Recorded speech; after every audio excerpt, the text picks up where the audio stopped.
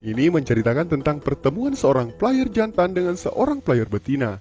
Awalnya mereka masing-masing telah melakukan petualangan kenikmatan dengan puluhan lawan jenis yang berbeda-beda. Sampai akhirnya keduanya bertemu dan menjalin sebuah hubungan. Nah, penasaran apa jadinya dua orang player yang saling jatuh cinta dan menjalin ikatan? Yuk, tanpa basa-basi lagi, kita intip alur filmnya guys. Film dimulai dengan seorang pria bernama Kersen yang merupakan ahli dalam dunia pergenjotan. Kehidupannya hanya diisi dengan bersenang-senang bersama wanita-wanita bohai dan ia sendiri pun tidak pernah puas. Karena anugerah terong saktinya itu, Kersen yakin bahwa tujuan hidupnya adalah untuk menjadi player dan penakluk goa nikmat kaum betina. Ketika masih SMA, Kersen jatuh cinta untuk pertama kalinya dengan seorang wanita yang bernama Karen. Bahkan hanya dengan memikirkan Karen saja sampai-sampai membuat terong Kersen menjadi tegang. Akan tetapi usaha untuk PDKT menjadi kacau karena Karen mengira kalau Kersen adalah seorang maho.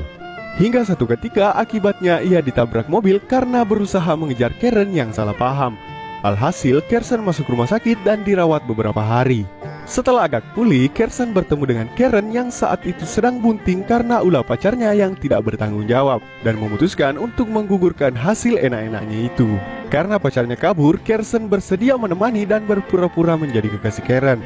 Namun kebaikan Kersen itu berbuah pahit ketika ayah Karen datang dan mengira kalau memang Kersenlah yang membuntingi putrinya. Ia pun dikeroyok dan kembali masuk rumah sakit. Setelah kejadian itu, Kersen terpisah dengan Karen karena ia dikirim ke Amerika. Cerita berlanjut memperlihatkan keseharian Kersen yang berprofesi sebagai seorang ahli feng shui atau bahasa lokalnya dukun. Akan tetapi itu pun hanya dukun gadungan.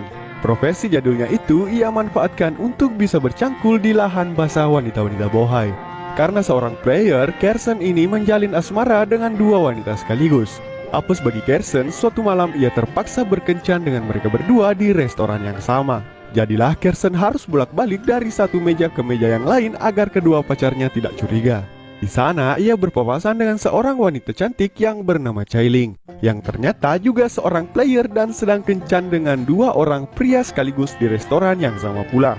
Tak butuh waktu lama, permainan Kersen pun diketahui oleh kedua pacarnya. Mereka kemudian memutuskan Kersen, akan tetapi hal itu tidak menjadi masalah bagi Kersen karena ia memiliki banyak sekali cadangan. Setelah kejadian itu, Kersen pun tancap gas menemui wanita lain dan langsung indahoi di rumahnya. Lagi-lagi petaka bagi Kersen, terong saktinya nyangkut dan tidak bisa keluar. Ia lalu menghubungi temannya yang kebetulan seorang dokter yang bernama Chan. Melihat apa yang dialami Kersen biasanya hanya terjadi pada anjing, Chan lalu memanggil dokter hewan yang tak lain adalah Chailing sendiri. Setelah membantu Kersen, mereka pun berkenalan dan bertukar kontak. Pertemuan yang sangat aneh. Setelah pertemanannya dengan Kersen, Chailing curhat kepada teman kontrakannya yang bernama Small S and Big S jika ia bertemu dengan seorang pria yang menarik yang tak lain adalah Kersen. Big S and Small S meminta Chailing untuk mengundang Kersen ke pesta kostum.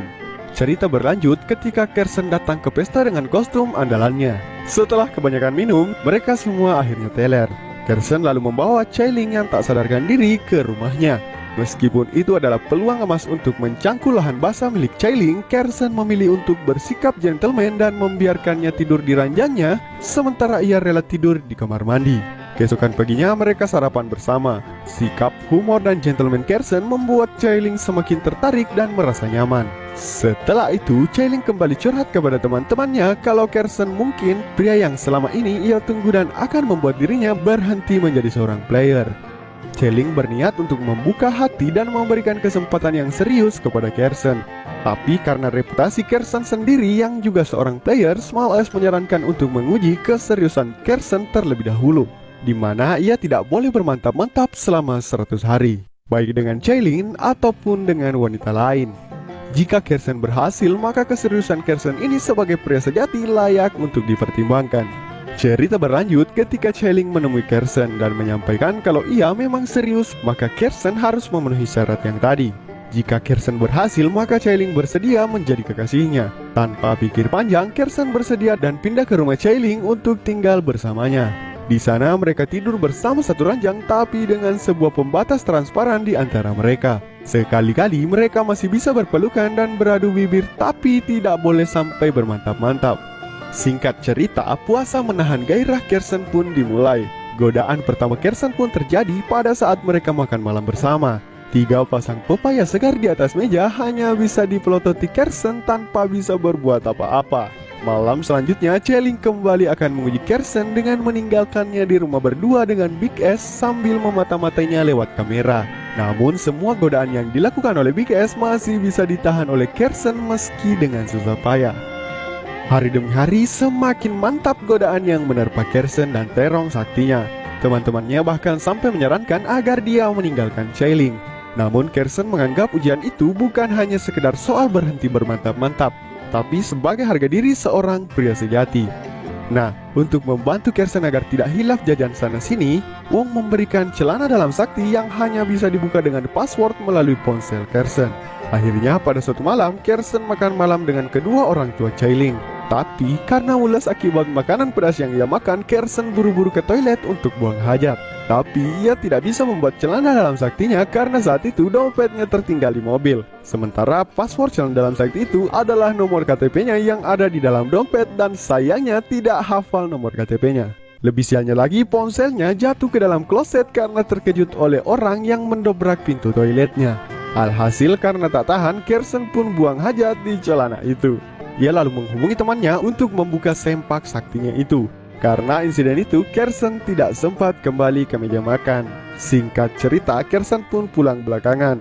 Di rumah ia bertemu dengan Cheling yang lalu menuduhnya kalau ia pasti habis jajan di warung mantap-mantap. Tuduhan itu membuat Kersen kesal dan mengatakan dengan jujur apa yang baru saja terjadi pada dirinya. Setelah marah-marah, Kersen pun akhirnya ngambek.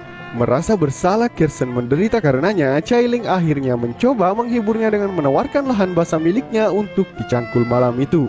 Tapi Kersen masih teguh pada pendiriannya yang tidak melakukannya sampai hari ke-100. Hari-hari puasa Kersen pun terus berlalu dan hubungannya bersama Cheling semakin erat. Di suatu hari di klinik hewannya, Cheling kedatangan seorang pengusaha kaya raya bernama Daniel yang datang untuk memeriksa anjingnya. Karena ketampanan Daniel, Cheling sedikit tergoda dan sempat berniat untuk mengkhianati Kersen. Namun saat Daniel mengantarnya pulang, Cheling tegas mengaku kalau ia sudah punya pacar. Cerita berlanjut ketika suatu malam mereka merayakan kesuksesan hari puasa ke-100 Kersen.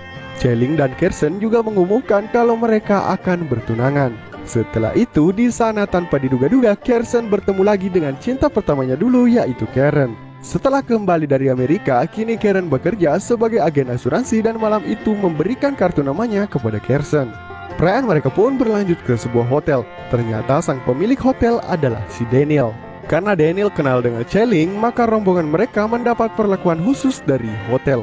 Cheling lalu menjelaskan awal mula perkenalannya dengan Daniel kepada Kersen.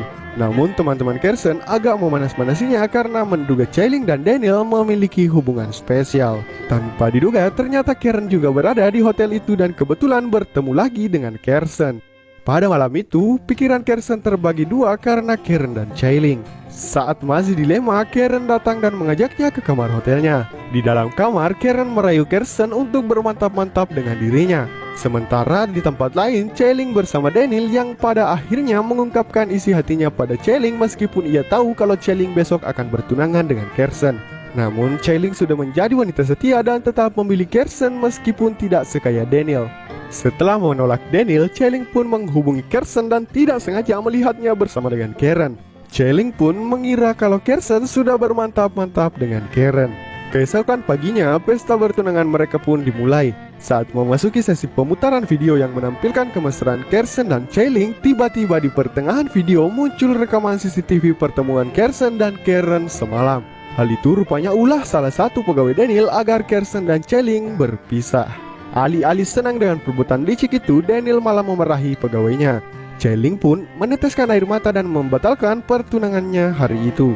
Kersen pun menjadi patah hati seketika. Tapi tak disangka-sangka, tiba-tiba Cheling melanjutkan pengumumannya kalau ia akan langsung menikahi Kersen. Ternyata sebelumnya Karen telah datang menemui Cheling dan mengatakan apa yang sebenarnya terjadi pada malam itu, yang mana Kersen menolak bermantap-mantap dengan Karen karena alasan mencintai Cheling. Dan film pun